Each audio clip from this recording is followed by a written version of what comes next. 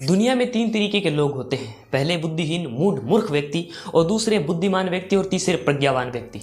जो मूढ़ मूर्ख व्यक्ति होता है वो बार बार वही गलतियां करता है, उन्हीं गलतियों को दोहराता है, आग में लगातार जलता रहता है। वो अनुभव प्राप्त करने के बाद भी उस अनुभव से कभी सीखता नहीं है।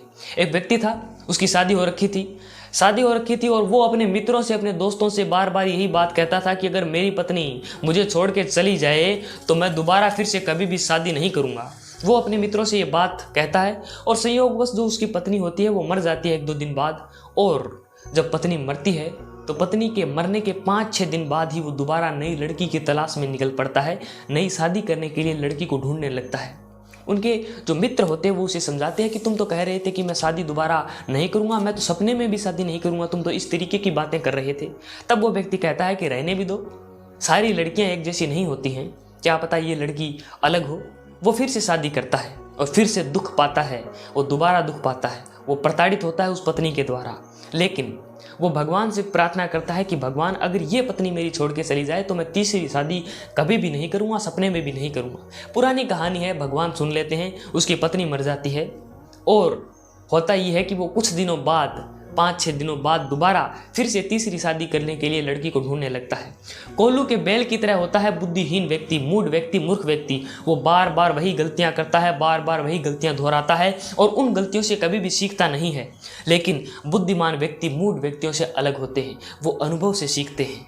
वो लगातार अनुभव प्राप्त करते रहते हैं, उस अनुभव को अपने जीवन में उतारते हैं और नई ऊर्जा प्राप्त करके अपने जीवन को सुधारने का प्रयास करते हैं।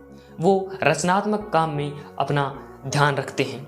जो बुद्धिमान व्यक्ति होते हैं वो अनुभव से सीखते हैं। एक बार आग में जल लिए तो दोबारा उस आग में नहीं जलते, उसकी पहचान वो कर लेते हैं।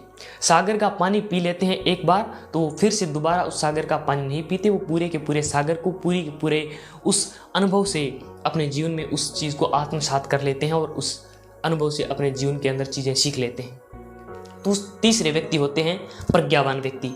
ये व्यक्ति अनुभव से नहीं सीखते हैं, बल्कि ये दूसरे के अनुभव से सीखते हैं। दूसरे व्यक्ति को देखकर, उसके अनुभव से, जो वो व्यक्ति अनुभव प्राप्त कर रहा है उसको दृष्टा भाव में रखकर, उसको ध्यान में रखकर, उस व्यक्ति को ऑब्जर्व करके वो चीज़ें सीखता है। वो प्रज्ञावान व्यक्ति होता है। वो कभी भी अनुभव प्राप्त नहीं करता, वो दूसरों की गलतियों से सीखता है। दूसरे क्या गलती कर रहे हैं वो गलती मुझे नहीं दोहरानी है। इस तरीके से प्रज्ञावान व्यक्ति काम करता है, उसका माइंड काम करता है। इसीलिए लोग कहते हैं कि कभी भी हमें गलतियां नहीं करनी चाहिए। अब कुछ लोग ये कहेंगे कि गलतियां अगर हम नहीं करेंगे तो हम सीखेंगे कैसे? गलतियां करेंगे तभी तो हम सीखेंगे। नहीं, गलती करने से कभी भी कोई व्यक्ति नहीं सीखता है, गलतियां सुधारने से व्यक्ति सीखता है।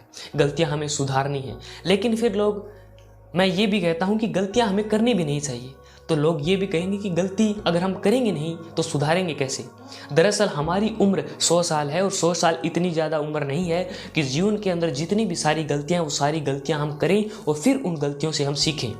हमें दूसरों की गलतियों से सीखना है। दूसरे गलती क्या कर रहे हैं उसका जो अनुभव है उसको ऑब्जर्व करके हमें उसकी गलती नहीं करनी है। एग्जाम्पल के लिए, आपका दोस्त होता है, वो लड़की छेड़ देता है, तो क्या आप भी लड़कियां छेड़ेंगे? नहीं। आप उसके अनुभव से, उसकी गलती से सीख लेंगे कि इसने इस तरीके की गलती की है, मैं ये अपने जीवन के अंदर गलती कभी भी नहीं करूँगा। हमें दूसरों की गलतियों से सीखना है, न कि हमें खुद गलतियाँ करके सीखना है। ये आचार्य रजनीश ओशो के शब्द थे जो मैंने आपसे कही। उम्मीद करता हूँ ये छोटी सी प्यारी सी वीडियो आपको अच्छी लगी होगी। आपने मुझे सुना उसके लिए बहुत बहुत धन्यवाद। Thank you.